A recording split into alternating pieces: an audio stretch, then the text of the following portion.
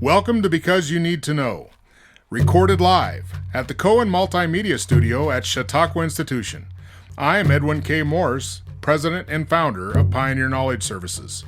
This series is your digital resource of valuable conversations with nonprofit and knowledge management enthusiasts from across industries and from around the globe. And today's guest is Dr. Annie Green. Annie is a published author, speaker, lecturer, journal reviewer, and a member of several brain trust think tanks.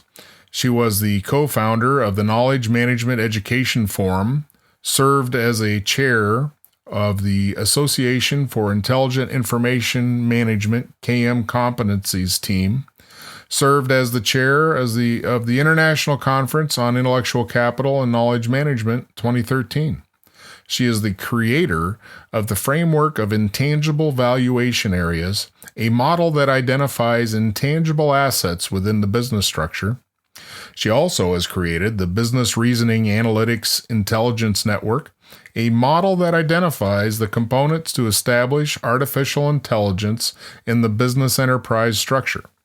She has a Doctor of Science from George Washington University and a Master's of Information Systems from George Mason University. Her KM focus is on building an architecture that leverages data, intelligence, and knowledge to build a thinking organization. She has built a career on the effective and efficient operations of organizations, and she prides herself on being an evangelist for individual and organizational thinking that leverages data, intelligence, and knowledge. What's going on with KM? I think KM is stagnant, and I think KM has been absorbed by technology. Oh. Yeah, I think I'm still back kind of where I was when I first kind of got into KM. And, of course, my spectrum was also to get value out of it. But one of my biggest concerns was we never engineered KM. We never laid out exactly what the components were and what we wanted to do with it. And we moved forward. So we moved forward with all of these stovepipe ways of doing it. And I think we spent a lot of time trying to just justify the name KM. And by the time we did, technologists had taken over and said, look, we can get you knowledge and we can get you this in the system. And you know what? It'll help your business. Everything kind of drifted towards a business intelligence type of mentality versus a cultural mentality. Absolutely. But, that wasn't a bad thing because business intelligence, and I think we've jumped over knowledge management, which is not a horrible thing, but we have got to realize the integration of those two. In order for us to have knowledge, we've got to put together the intelligence that gives us the insight that directs the actionable data of the knowledge that we get. Right. So, it bringing up business intelligence just supports the fact that we didn't engineer it. Because how can we manage what we never engineered? So talk to me about, I understand that you really got to have an intentional design of what you want with this. I mean, successes by leaps and jerks is not a way for an operation to operate, so to speak. So how does an enterprise come at it with more of a formulated way? The interesting thing is we're now, with everybody saying the data-driven enterprise, right? That's what it's always been. We focused there. I have to say, with knowledge management, we focused mainly on intellectual capital and people in the beginning. And one of my statements was always, if the people are not ready, and here's that readiness thing again, you can always look at the data, which is explicit. But I don't think we really focused on the data. And the data kept growing, but we kept working with people. And then we began to realize that, we were having difficulty getting people together and collaborating, those same types of interaction. So data, though, if we take the time to identify the key elements or the key performance indicators or even the measures that we need, and then we start to what I call cross-pollinate them, then we do have the structure and we're putting the relationships together. But here's what I think kind of skewed it too. We have a new value component of intangible assets. When we're looking at explicit data, we're looking at tangible, financial. And we may have some data that actually gives us insight into the intangible piece of it, which is okay. And then some of it we may not have. but we've got to develop that so that we can begin capture the data and we can begin to marry it up with what exists. Well, then, and that's kind of that void of not knowing what you don't know, right? Absolutely. So how do you fill that gap? How does an organization fill that gap? Is that an HR responsibility? Where does that come from? No, not with data. I think that comes from, and you know, this is that integration again with AI. Because remember, when we were dealing with knowledge management, we jumped into business intelligence, which wasn't successful. And now we're in artificial intelligence. And the interesting thing is we're going to come back in a circle because you can have, with intelligence, the next step is you have to have knowledge, which is action, okay? We need to go back, and I'm not saying that it's actually a partnership with IT. The business units are responsible for that data. Even though it's represented in a computer, it is their information that they understand. Okay. So we've got to understand these sources of data, and we've got to clearly understand the elements and their purpose and use in what we're trying to do. So is the foundation of all that just purely organizational learning? I wouldn't say organizational learning. I think the foundation of all of this we're doing is data management. We have to have the data architecture first, and then we move it up through the stages. So do you have an example of where that exists or where you've seen that to the fidelity of what you're explaining? I think it's all over. I mean, people who have Salesforce, people who have IBM, people who have even statistical packages, and they also have strategy departments, they have it. The question is, do they have the right data? Have we actually laid out the right data? Like, for example, even when you go back to data management, when databases are built, whether they're relational, whether they're network, however they're built, they build relationships in them using what we used to do, entity relationship diagrams. Right. Correct? Yep. Okay. So those relationships are there. But however, when we pull the data out of those databases to put them into file type system type structures so that we can use them in analytics, we don't bring over those relationships. So that's kind of the weak link at this point is understanding. Okay.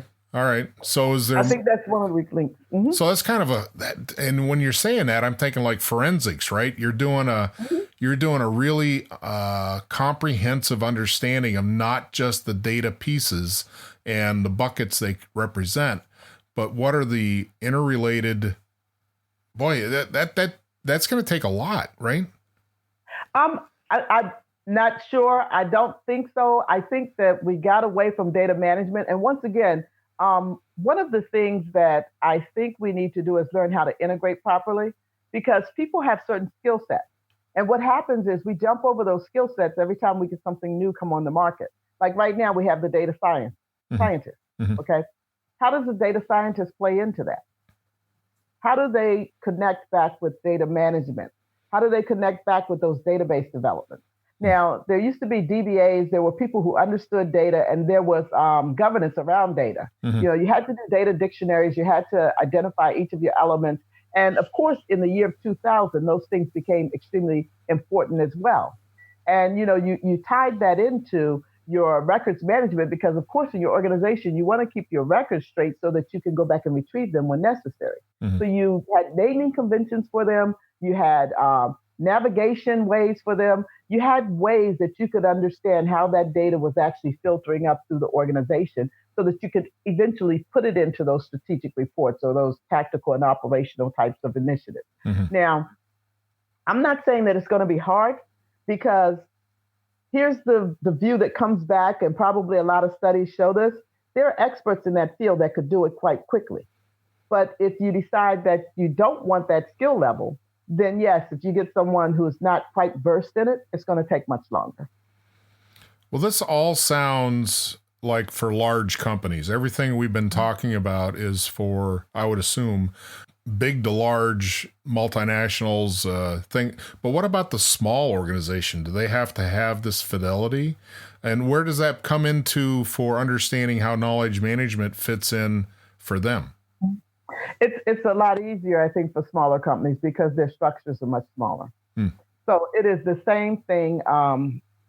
They're capturing not maybe the same information, but they're actually putting the same structure in, but it's scalable. Their structures are going to be not quite as extensive as a huge organization. Mm-hmm.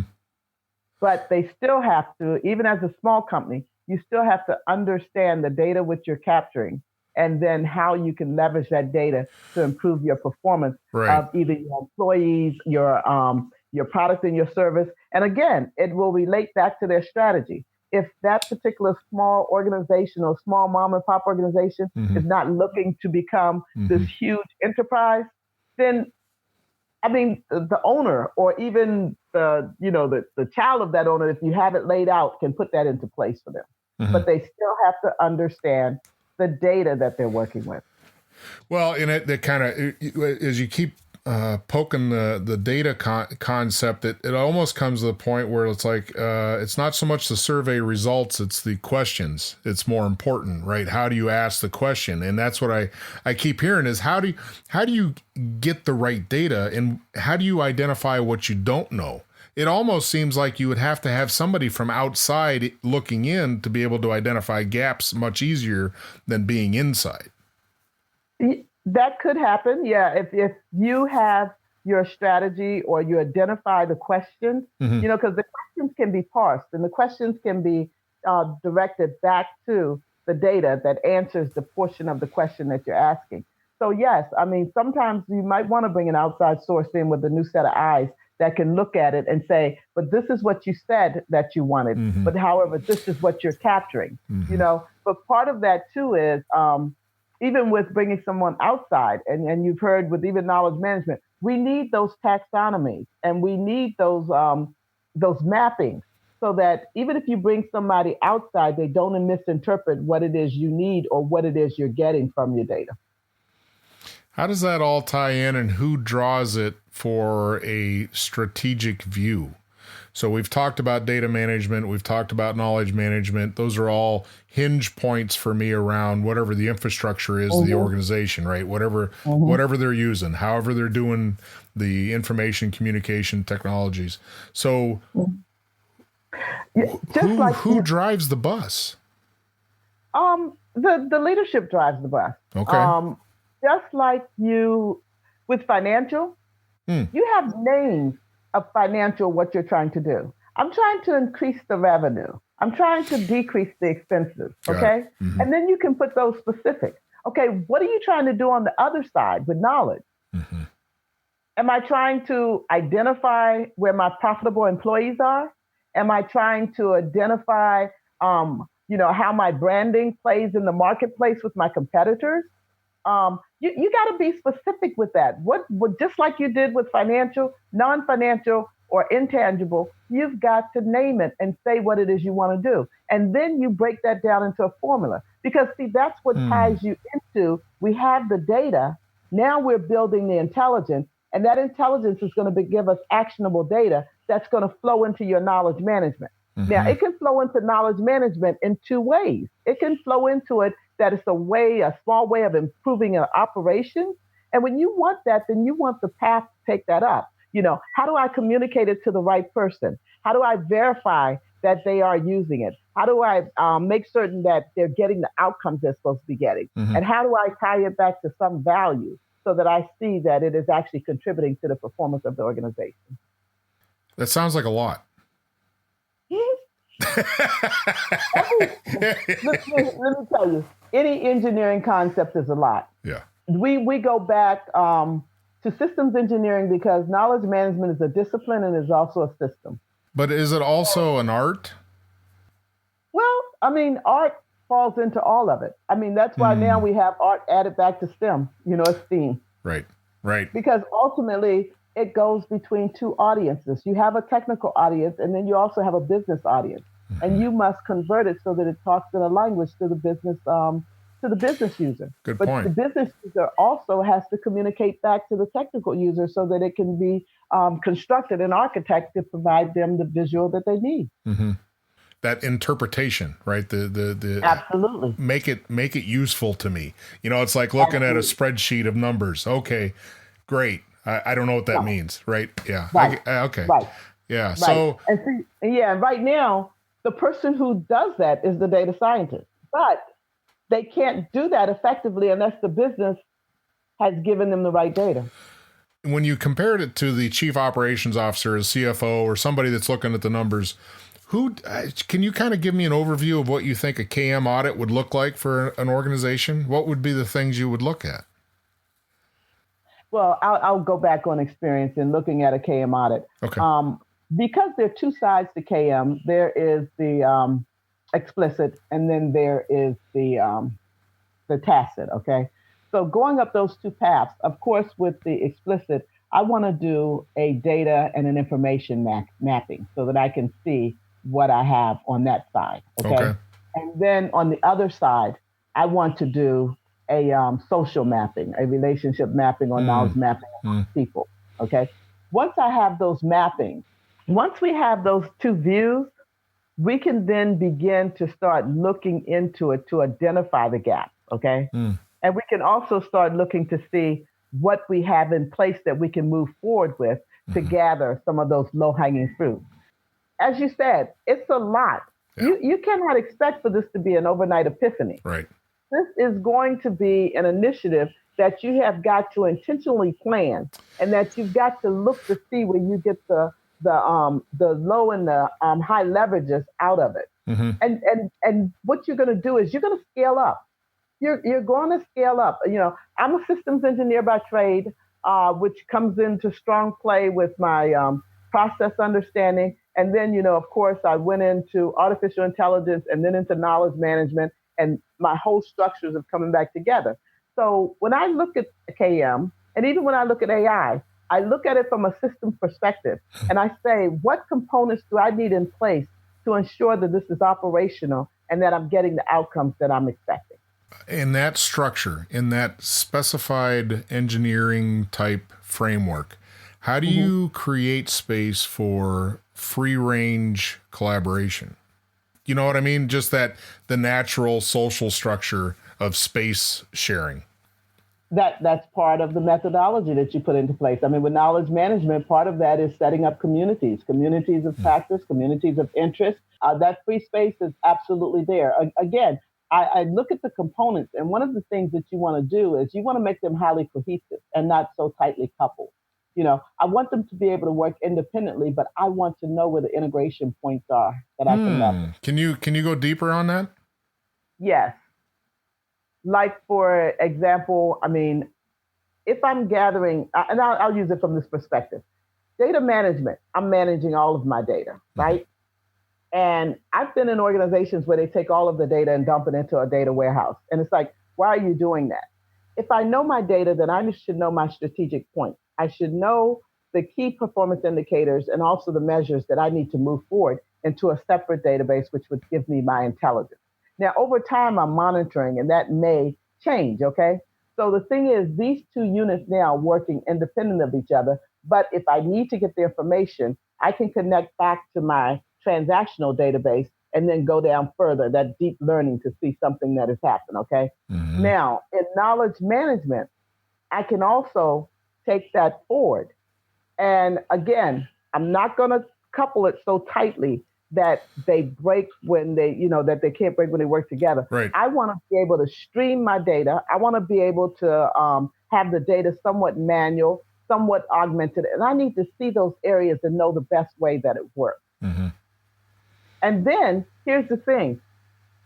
Even if you give people autonomy of doing things, and this is the way you kind of control it, and this is has existed, you got organizational learning. So you're going to be looking into it to see which one is bringing value. Again, that's another one of those integrations. Let's integrate that into organizational learning so that we are more cognizant of how we should move forward. And this will get you, because what jumps in then is change management. See, all of those things work together. Yeah. I don't just make a change based on the first outcome. I need to verify and I need to validate and verify it before I actually put it into my operations. Because you know what? You can have something that occurs one time that gives you a great bang for your buck. But sometimes in operations, you need things that are continuous. And so then that takes you on up to, I mean, with the change, you have evidence and then you have performance. And that whole thing is developed so that people are the center focus in it. And in this day and time, you have to do that, because we're flatlining our organizational structures. And you've got to give people autonomy to work, but Yeah. you also have to give them some guidelines so that you have them tied back to the moral compass of the organization. And that all comes with a design and intent of what they're in the space they're working, right? That all comes Absolutely. that's got to be provided. They've got to have the map and tools in order to operate. Absolutely. Yeah. And when we start talking about design thinking, that's a major part of it. You Yeah. know, Yeah. design thinking has not changed from the past when we would do design, and we would also do optimization types of models to make certain we were on the right path. Mm-hmm. Well, as we wrap up here, I want to ask you, what is your definition of knowledge management? My definition of knowledge management is, and I just sum it up in two words because I always look at it this way: actionable data. Mm, Something that can drive me to make a decision. And when I say drive me to make a decision, I want to be clear that I'm not saying to do something. Because even if I get data that tells me that something is working at optimum, mhm. then my action might be to do nothing, Right. which is a decision. Ah. Well, as Okay. always, it's a complete joy to chat with you, and thank you very much for your time. Oh, thank you, Edwin. And I'm glad to be reconnected with you. Recorded live at the Cohen Multimedia Studio at Chautauqua Institution, Because You Need to Know is designed to bring people's experience and their knowledge forward to be shared. I'm Edwin K. Morris, and I thank you for joining in to listen to another conversation brought to you as a public service of Pioneer Knowledge Services, a nonprofit tax-exempt organization with a charitable knowledge management purpose.